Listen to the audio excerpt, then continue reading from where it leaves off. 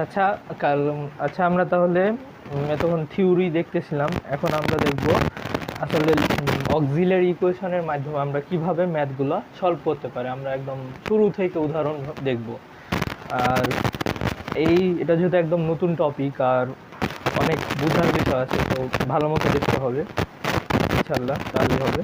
আচ্ছা, তাহলে আমরা ম্যাথ শুরু করি। তো এখানে একটা এক্সাম্পল দেওয়া আছে, এটা হচ্ছে এক্সাম্পল 1। এক্সাম্পল 1-এ দেওয়া আছে D cube Y DX cube minus 30 Y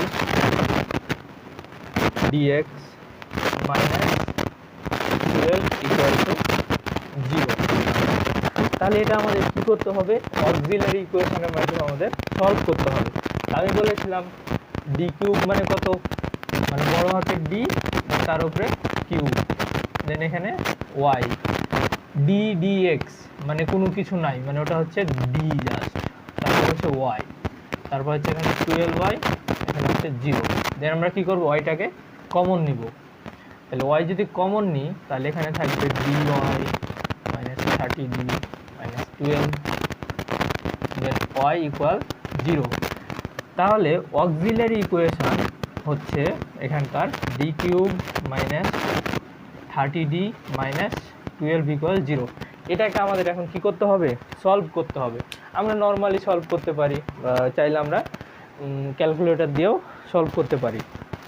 তো ক্যালকুলেটর দিয়ে সলভ করতে হলে আমাদের যেটা করতে হবে, মোড টিপতে হবে, দেন ইকুয়েশনে যাইতে হবে। তারপর 4 নম্বরে তাহলে ইকুয়েশনে যদি যাই 1 0 মাইনাস 30 মাইনাস 12। আচ্ছা, তাহলে এখানে ভ্যালু আসছে আমার, ডি এর ভ্যালু আসলো কি কি? ডি এর ভ্যালু আসলো 4 মাইনাস 1 মাইনাস 3। তাহলে এখানে আমাদের ভ্যালু আসলো কত কত? ভ্যালু আসলো আমাদের 4, তারপরে মাইনাস 1 মাইনাস 3। তাহলে আমরা কালকে একটা সূত্র পড়েছিলাম, এভাবে যখন ডি এর ভ্যালু চলে আসবে তাহলে আর ইকুয়েশনগুলো লেখা হবে কীভাবে? উত্তর মানে অ্যান্সার সলিউশন লেখা হবে ওয়াই সমান c1 E to the power m1x plus c2 E to the power m2x, মানে জয়টা ভ্যালু আসবে তয়টা c1 হবে। যেহেতু 3টা ভ্যালু আসছে তাই আমাদের 3টে c হবে, তাহলে m3x। তাহলে এখন আমরা যদি দেখি m1 এর ভ্যালু -1, m2 এর ভ্যালু -3, ইচ্ছা আর কি, m1 যেটা যে কোনো কিছু ইচ্ছা আমরা m1 m2 ধরতে পারি। তো যেহেতু সিরিয়াল মেনটেন করি আমরা, তাহলে m1 সমান কত? -1, তাহলে এখানে -x প্লাস c2, m2 সমান কত? -3, তার মানে -3x, তারপরে m3 সমান কত? c³ 4x। এটাই হচ্ছে আমাদের অ্যান্সার বা সলিউশন। তাহলে এভাবে আমরা করব। আচ্ছা, এটা গেল এক্সাম্পল 1। অনুরূপভাবে এক্সাম্পল 2ও করা যাবে। এক্সাম্পল 2 অতটা হার্ড না, ইজি আছে।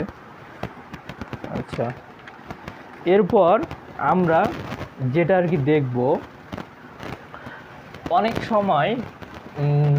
সময় কি হয়, এখানকার m1 এর ভ্যালুগুলো রিপিট চলে আসে, হয়তো বা 2টা 1 চলে আসতে পারে, 2টা 4 চলে আসতে পারে, বা 2টা -3 চলে আসতে পারে। তখন আমরা কিভাবে সলিউশন লিখব, ওই জিনিসটা আমরা এখন দেখব। আচ্ছা,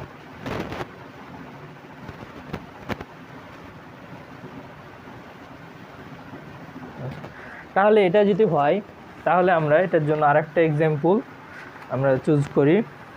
আচ্ছা, এখানে তুলি তাহলে আমরা ম্যাথটা। এটা হচ্ছে এক্সাম্পল 1, কিন্তু যখন আর কি রিপিট আসবে, মানে m1 m2 সেম হয়ে যাবে, m1 m2 সেম হয়ে যাবে, তখন কি হবে?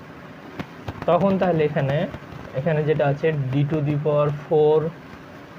তারপরে dx4 minus d³ dx³ minus 9d square Y DX square minus 11 dy dx minus 4y equal to 0। তাহলে এখন আমরা কি করবো এই জায়গায়, এখানে যেটা করতে পারি সেটা হচ্ছে d4, মানে আমরা বড় হাতের d দেন 4y d cube y d square মানে 9d স্কোয়ার, কিছু নাই মানে এখানে কত আছে, মানে d হবে সরাসরি dy, আর এখানে মাইনাস 4y ইকুয়াল 0। আমি সব জায়গা থেকে y কমন নিব, y কমন নিলে এটা কি দাঁড়াবে, d to the power 4 d cube minus 9d square minus 11d minus 4। আচ্ছা, দেন এখানে y দেন 0। তাহলে অক্সিলারি ইকুয়েশন কত আমাদের, এখানে অক্সিলারি ইকুয়েশন কত হবে আমাদের, d to the power 4 d cube 9d square minus 11d minus 4 equal 0। এখন এটাকে আমাদের কি করতে হবে, সলভ করতে হবে। তো অনেক ক্যালকুলেটরে সলভ করা যায় না, বা এটাতে যেমন এই ক্যালকুলেটারে d to the power 4 solve করা যায় না, তখন আমরা কি করব, ভেঙে ভেঙে সলভ করার চেষ্টা করব। তো এখন এখানে দেখাতে গেলে অনেক টাইম লাগবে, তো চেষ্টা করতে আমাদের এই ক্যালকুলেটরটা রাখা যেন সরাসরি হয়ে যায়। তারপরও আমি এই জায়গায় বলে দিচ্ছি আসলে কিভাবে সলভ করা যেতে পারে। এখানে আগে ডি এর যে কোনো একটা ভ্যালু বসায় দেখতে হবে যেটা 0 হয় কি না, ডি এর কোন ভ্যালুর কারণে এটা 0 হয় এটা আমাদের আগে চেক করতে হবে। চেক করে আমরা তাহলে বুঝতে পারবো, দেখতে পাবো এখানে d4 এর কারণে হয়তো বা হতে পারে 0 হতে পারে সম্ভবত। তাছাড়া এটা এখানে দেখাতে গেলে অনেক বড় হয়ে যাবে, তাই ওটা এই জায়গায় দেখাইতেছি না। তাহলে এখানে আমরা ডি এর ভ্যালুগুলো বের করব। তাহলে এখানে ডি এর কয়টা ভ্যালু পাবো, ডি এর 4টা ভ্যালু পাবো। ডি এর কয়টা ভ্যালু পাবো, 4টা ভ্যালু পাবো। আচ্ছা, তো আমরা দেখে নিই এখানে ডি এর কী কী ভ্যালু পাইলাম। আচ্ছা, এখানে ডি এর ভ্যালু পাবো মাইনাস 3টা মাইনাস 1 পাবো। কত পাবো, 3টা মাইনাস 1। তাহলে একটা মাইনাস 1, একটা মাইনাস 1, আর একটা পাবো 4। আচ্ছা, এটা এই 4-এর এগুলো কীভাবে সলভ করতে হয় সেটা আমি আলাদাভাবে দেখাই দেবো আর একটা ভিডিওতে। আপাতত এখানে দেখে নিই আমরা ডি এর ভ্যালুগুলো কীভাবে আসলো। তাহলে এভাবে ডি এর ভ্যালুগুলো পাইলাম। তো যখন আর কি ভ্যালুগুলো রিপিট হবে, কী হবে, ভ্যালু রিপিট হবে, তখন আমরা কি করব, যেমন এখানে ভ্যালু রিপিট হয়েছে, এখানে রিপিট হয়েছে, এখানে রিপিট হয়েছে। তাহলে রিপিট হলে কি করব, তখন আর কি অ্যান্সারগুলো হবে এরকম। জয়টা ভ্যালু রিপিট হবে আগে, তয়টাই হবে C1 C2 C3 লিখে নেব। আচ্ছা, প্রথমটা ফাঁকা রেখে দ্বিতীয়টা এক্স, তারপরটা হবে এক্স স্কোয়ার, দেন পুরোটা ঝেড়ে দেবো। দেন ই টু দি পাওয়ার এখানে যেহেতু সেম তাই এখানে -1 এক্স তাহলে হয়ে গেল। দেন আমরা চতুর্থটার ক্ষেত্রে C4 E to the power 4x, তাহলে আমাদের কি হলো, অ্যান্সার হয়ে গেল। এটা হচ্ছে আমাদের অ্যান্সার।